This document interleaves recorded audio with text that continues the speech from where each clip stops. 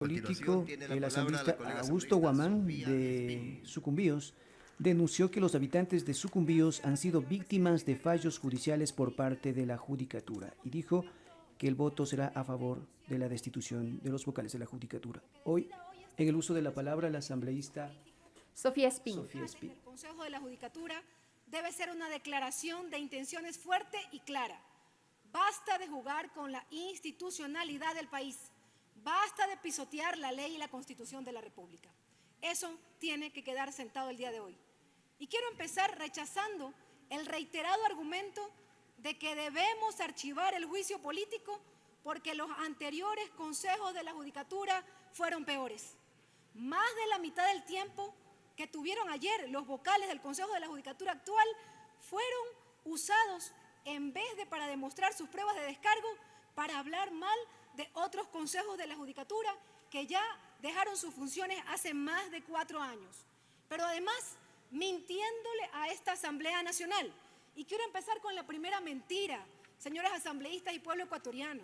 Ayer nos dijeron que la Procuraduría General del Estado había avalado la designación de jueces temporales de la Corte Nacional de Justicia.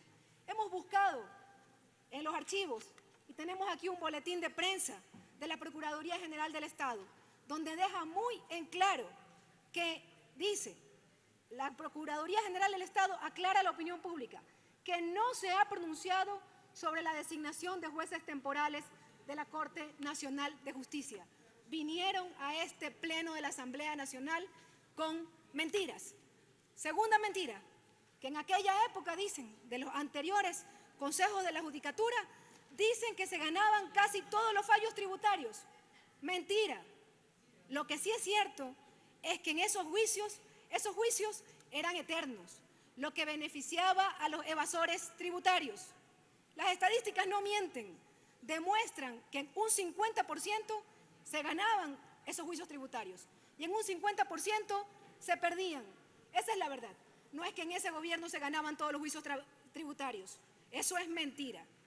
Por favor, no les pueden responsabilizar a quienes salieron hace más de 4 años del Consejo de la Judicatura sobre las actuales ineficiencias institucionales. Las pruebas de cargo, que aquí han sido largamente explicadas, son absolutamente muy claras. Los funcionarios juzgados han incurrido en al menos 7 transgresiones al marco constitucional que delimitaban sus cargos. Primero, el ilegal e inconstitucional proceso de evaluación de jueces de la Corte Nacional de Justicia, la ilegal remoción de jueces, la extralimitación de competencias en el concurso de mérito y oposición de la Corte en el año 2020 a 2021, el nombramiento de conjueces temporales. Y por último, no tienen forma de justificar la falta de nombramientos de fiscales definitivos y por fuera de la ley han nombrado fiscales provinciales encargados. Nos han hablado de que les falta financiamiento. No tienen financiamiento para concursos, pero sí tienen financiamiento para la pauta de una campaña publicitaria que han activado todos estos días en radio, televisión y medios alternativos. Campaña que sí no tiene ningún beneficio para el pueblo ecuatoriano. Y estos hechos tienen consecuencias para el pueblo ecuatoriano, como decía el asambleísta que me precedió, tienen consecuencias para el pueblo llano, tienen consecuencias. Han apuntalado la intolerable inseguridad que vive el Ecuador. Por eso, señor secretario y señor presidente, si por favor se puede poner el video que he preparado para esta intervención. Proceda, señor secretario. Señora Presidente, con su autorización procedemos con el video solicitado. A pesar que en su poder se les encontró las armas y municiones que no pudieron justificar, el juez José Torres López, que realizó la audiencia de formulación de cargos, dejó en libertad a los 18 detenidos por la policía la noche del martes.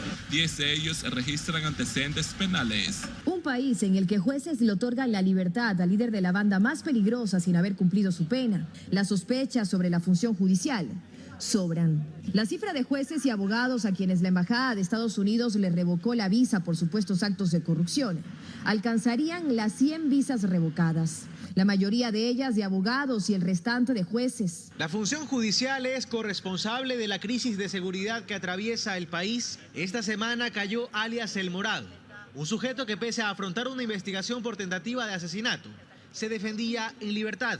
En libertad también se defendía alias Joselo, pues la justicia consideró que no habían razones para que esté detenido mientras las diligencias avanzaban. Luis Armando P. fue dado de baja en 2017 tras ser sentenciado por delincuencia organizada. Estuvo 3 años en prisión cumpliendo su pena y salió. Se reintegró tras una orden judicial. Continúan los cuestionamientos hacia los jueces de lo penal. El día de ayer, en horas de la tarde, circuló un video en las redes sociales donde se puede ver claramente la intervención de un policía que no estaba de acuerdo sobre la decisión que había tomado un juez allá en Zamora Chinchipe. ¿De qué manera usted garantiza entonces, señor juez, la seguridad de la ciudadanía? En una función judicial que ahora no solo intenta investigarse a sí misma en evidentes casos de corrupción, sino que además desde afuera confirman sospechas. La función judicial, dice el video, la señora periodista, la función judicial es corresponsable de la crisis de inseguridad que vive el país. Jueces inescrupulosos dejan libres a delincuentes, boicoteando la labor policial que cumple con su deber. Y les pregunto, ¿qué acciones ha tomado la judicatura ante estos hechos? Ninguna. Ninguna. Aquí el delincuente se siente impune porque sabe que al día siguiente va a salir libre y aquí no pasa nada. ¿Cuántos de estos jueces han sido sometidos a algún proceso disciplinario de dolo, de negligencia manifiesta o de error inexcusable? Ninguno. Se necesitan más razones para censurar a los vocales de este Consejo de la Judicatura y su expresidenta. Les pregunto yo a los señores asambleístas. No censurar hoy a estos vocales es perpetuar la impunidad, es darle una palmadita en la espalda a la corrupción y apuñalar a un Ecuador que se desangra por el crimen y la inseguridad todos los días. Pero todavía falta más. El 26 de septiembre del 2021 se produjo uno de los hechos más abominables en el Ecuador. Se produce una de las peores masacres carcelarias en la penitenciaría del Litoral.